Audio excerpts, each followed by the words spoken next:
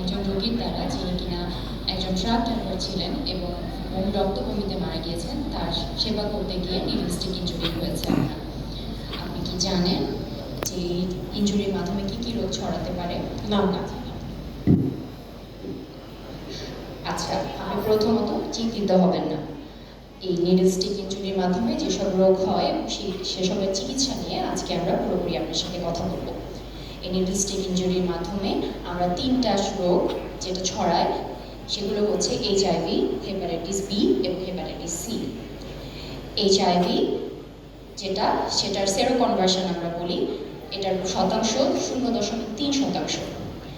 এবং এটা ছড়ানোর জন্য আমরা চাই যে যদি আপনার ম্যাক্সিমাম বেনিফিটের জন্য আমরা প্রথম 72 ঘন্টার কন্ট্যাক্টের মধ্যেই চিকিৎসা শুরু করতে চাই, এবং এটাতেই আপনার ম্যাক্সিমাম বেনিফিট হবে। যদি আপনি চিকিৎসাটি শুরু করেন তাহলে আমরা সহ্য করতে পারলে 4 সপ্তাহ পর্যন্ত চিকিৎসা দিই, এবং এরপরে 6 সপ্তাহ, 12 সপ্তাহ এবং 6 মাসে আপনার অ্যান্টিবডিটি চেক করে দেখতে হবে।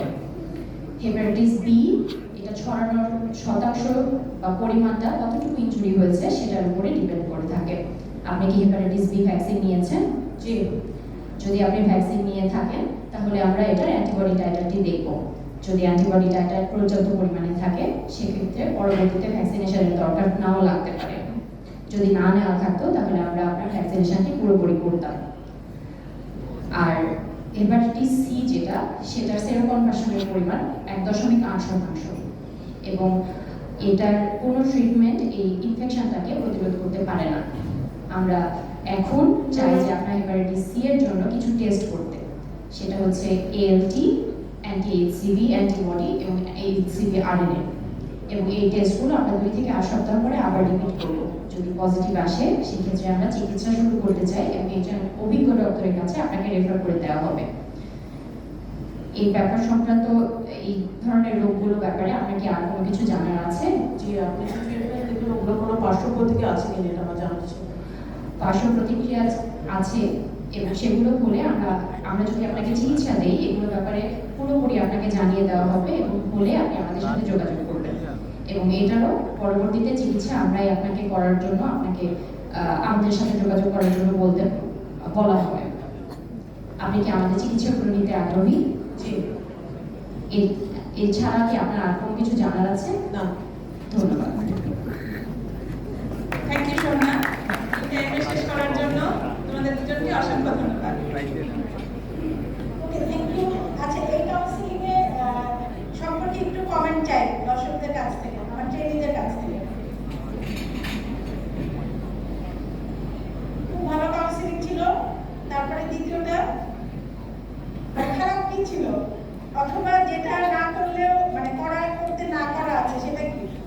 মেডিকেল জার্গন ইউজ করার মানা আছে, ঠিক আছে? এটা ও বলতে পারে যে উনি তো হেলথ কেয়ার প্রোভাইডার, উনি নার্স, কাজে আমি কিছু মেডিকেল জার্গন ইউজ করেছি, কিন্তু নর্মাল পেশেন্টের জন্য আমরা কাউন্সিলিং স্টেশনে মেডিকেল জার্গন ইউজ করব না। আমরা যথাসম্ভব মানে বুঝার মতো করে তাকে জানাবে। যেমন নিডল স্টিক ইনজুরি, এটাকে আমি সূচের আঘাত বলতে পারতাম, তারপর ALT-টাও বুঝতে পারবে না, তারপরে অ্যান্টিবডিটা বুঝতে পারবে না। তাহলে সেই ক্ষেত্রে পেশেন্ট যদি হেলথ কেয়ার ওয়ার্কার না হয় তাহলে আমাদের মেডিকেল জার্গনগুলি ইউজ করা যাবে না, কাউন্সিলিংয়ে বলাই আছে।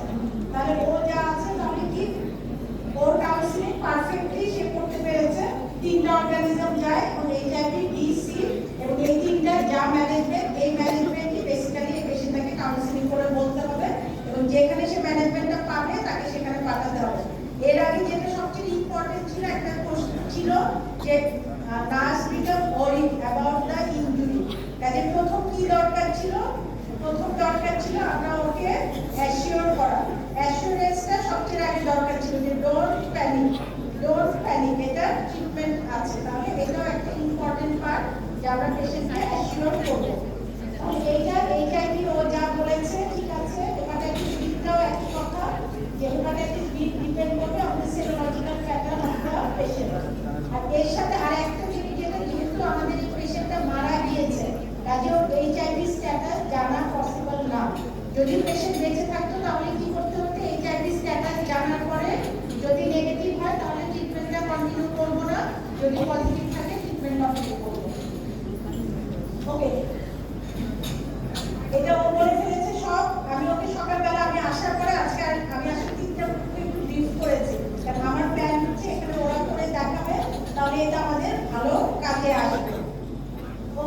সিনারিও 3